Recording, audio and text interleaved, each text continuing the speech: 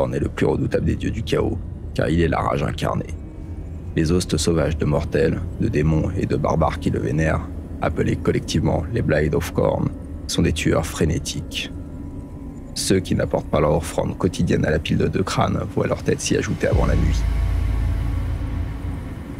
Connu sous les noms de Karnet, Khorgar, Kashurin Nouvre-Ciel et une centaine d'autres, le dieu du sang est vénéré dans presque tous les recoins des royaumes mortels. Il est toujours dépeint comme un être colérique et rugissant, doté d'une force infinie et de talents martiaux suprêmes qui récompensent la bravoure, l'effet d'armes et la conquête. Les Saïds assoiffés de sang de Khorne parcourent les terres à la recherche de crânes à lui offrir. Ils chasseront et tueront jusqu'aux frontières hantées par les démons des royaumes mortels, savourant le massacre, que ce soit sous un soleil ardent ou la lueur d'une lune du chaos. Khorne observe avidement le carnage perpétré en son nom, et ses beuglements sanguinaires résonnent à travers le vide entre les mondes. Les gravures sur bois et sur os qui illustrent Khorne le représentent comme un géant musculeux à tête de chien vêtu d'une armure baroque. Il est assis sombrement sur un énorme trône d'airaines gravées, lui-même posé au sommet d'une immense montagne de crânes maculés de sang. Il s'agit des restes de ses fidèles champions, mais aussi des ennemis de valeur que ses dévots ont tués en son nom.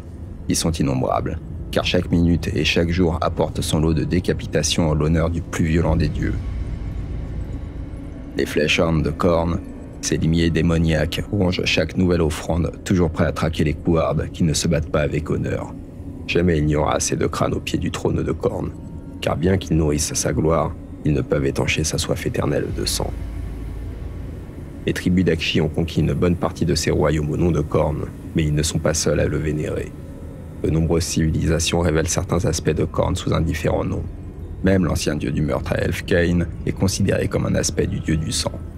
Il n'a peur que du temps érigé à la gloire de Khorne, car le combat est sa seule liturgie.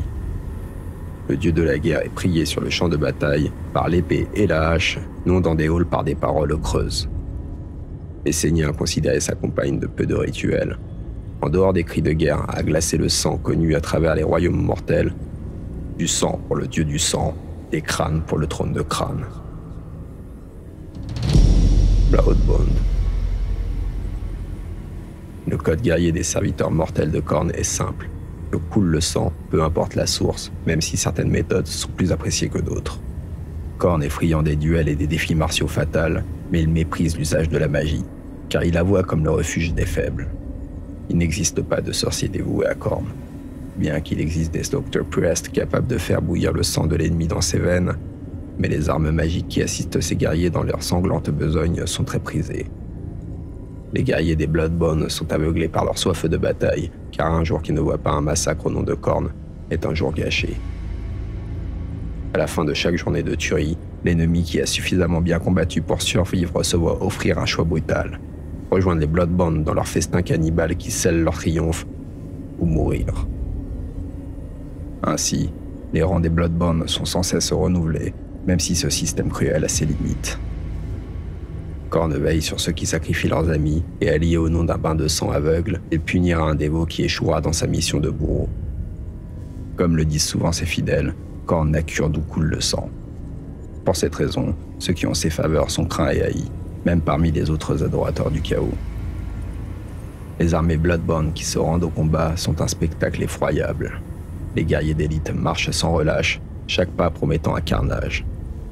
Les barrières des reines des Bloodsécrators, décorées de têtes sectionnées et imbibées de sang artériel, dégoulinent dans leur sillage.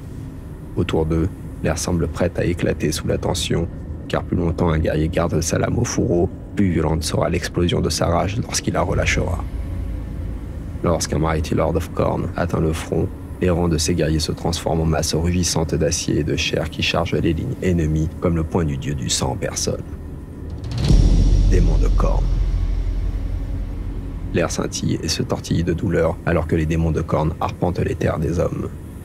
Les boucheries incessantes finissent par invoquer les cohortes du dieu du sang qui se délectent de plonger leurs lames dans la chair des mortels. Il ne s'agit pas de créatures naturelles, mais de projections de la rage infinie de leur maître prenant vie dans l'unique but de tuer et de prouver la puissance de leur créateur.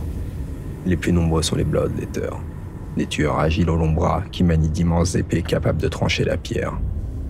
Les plus privilégiés chevauchent des montures d'airain, Des bêtes démoniaques, nommées Juggernaut, vont au combat montés sur d'étranges chars et des canons vivants faisant trembler le sol sous leur charge.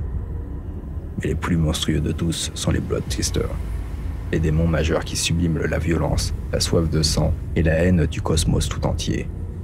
Même les Stormcast Eternals ne peuvent tenir tête longtemps à ces géants ailés, car ils sont la ruine incarnée.